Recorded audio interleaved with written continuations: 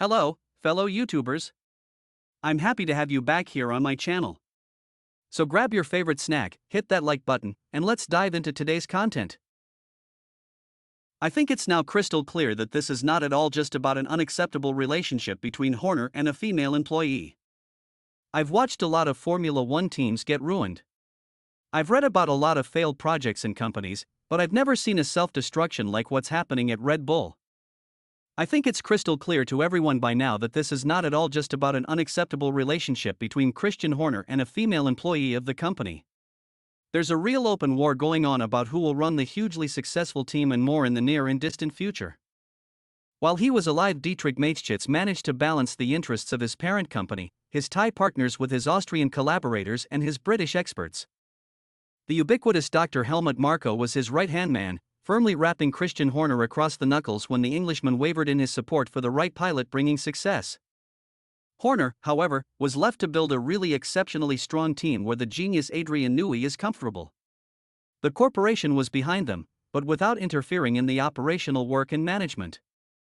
Anyone who thinks this was a simple job can ask people like Pascal Vasselin, Bobby Reichel, Maurizio Arawabine, Stefano Domenicali, Craig Pollock, Norbert Haug, Mario Tyson etc. why they didn't succeed, as many of them had no less means. After the death of Mateschitz, however, tensions quickly began to rise. The first sparks appeared. It started with the controversy over Porsche's involvement and led to Marko's imposition of Nick de Vries last year instead of Horner's desired Daniel Ricciardo. Oliver Mintzlaff has emerged as managing director. Horner in turn was faced with the tricky situation of looking for a replacement for Honda when the Japanese announced they were leaving F1. With him having already struck a deal with Ford, they decided they weren't going away and signed with Aston Martin.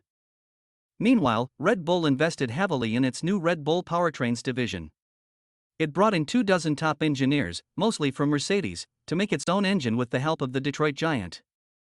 Rumor has it, however, that the idea of the current biggest boss of the whole Red Bull company, Calum Javidia, is not just to make powertrains for Formula One, but to spin off the entire Red Bull technology group as a standalone company to make electrified supercars.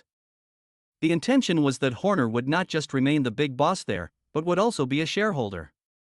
Could this have been the reason Horner was offered the chance to step down after the initial tip-off by the employee whom the infamous Tom Robiton found and wrote the name of in his business F1?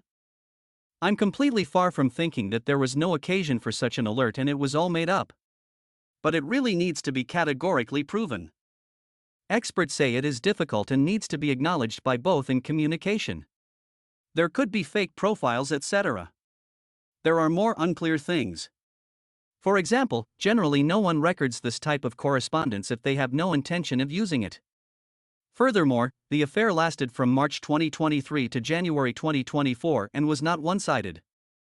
It also struck me that when Red Bull confirmed that it was launching a serious investigation because it was taking the matter seriously, it hired an extremely reputable lawyer to lead it. He is said to be practically working for the palace in London. His assessment was made public on Wednesday before the start in Bahrain and exonerated Horner completely. That fact alone should have calmed things down. Just a day later, parts of the correspondence in question were emailed to 149 important people in the paddock. I'm almost convinced that this cannot possibly be the work of the employee in question. Notwithstanding her relative telling the Daily Mail how angry she was at the unilateral handling of the case by the lawyer in question. In fact, if Red Bull Salzburg wanted to cover the case, they wouldn't have publicly confirmed it at all. Everything would have been closed in the company from the start, but it seems the opportunity to hit Horner was excellent. After Horner's meetings with Stefano Domenicali and Mohammed bin Sulayem, however, neither Liberty nor the FIA did anything. On the contrary, a photographer heard the FIA boss urging Max Verstappen to slap his boss, which the driver did not do. And here comes the next storyline: his father Jos was in the opposing camp and launched the next salvo at Horner. The former driver said the team would blow up if he stayed. He made a demonstrative meeting with Toto Wolff, who didn't mind a swing on his old enemy. But things began to clear up.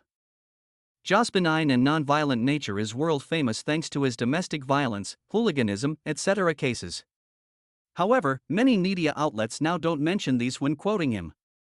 His relationship with Horner is also notorious, ranging from his ejection from boxing to the Monaco Grand Prix criticism 2 years ago.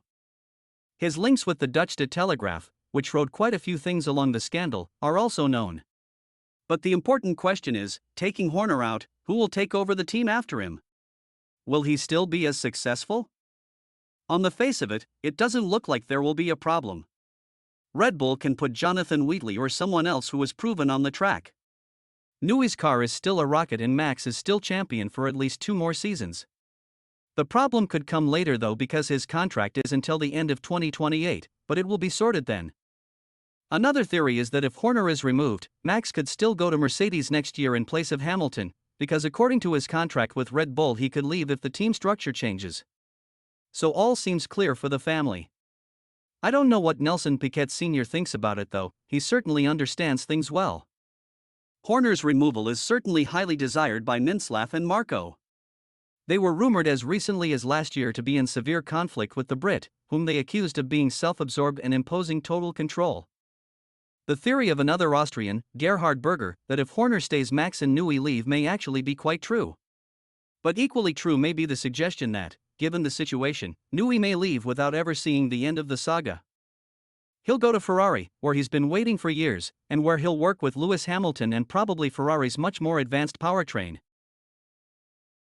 Well guys, that was for today. Thanks for watching. I really appreciate your support, and I hope you enjoyed the content. If you have any thoughts or comments, feel free to share them below, I'd love to hear from you. Until next time, take care, and see you soon.